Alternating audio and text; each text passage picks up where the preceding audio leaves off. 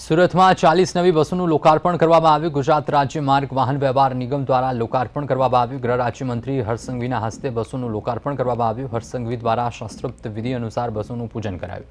કાર્યક્રમમાં રાજ્ય સરકારના મંત્રી મુકેશ પટેલ હાજર રહ્યા હતા। સાંસદ, ધારાસભ્યો ઉપરાંત એસટી વિભાગના અધિકારીઓ ઉપસ્થિત રહ્યા હતા।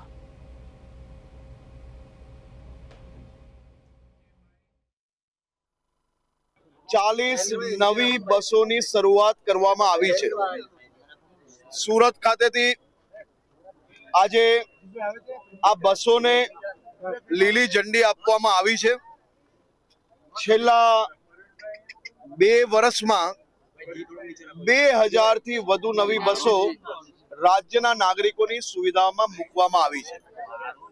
આવનારા 10 દિવસમાં એટલે કે દિવાળી પહેલા એસટી નો ટાર્ગેટ છે કે બીજી 200 નવી બસો રાજ્યના નાગરિકોની સુવિધામાં દિવાળી પહેલા ચાલુ કરવામાં આવે।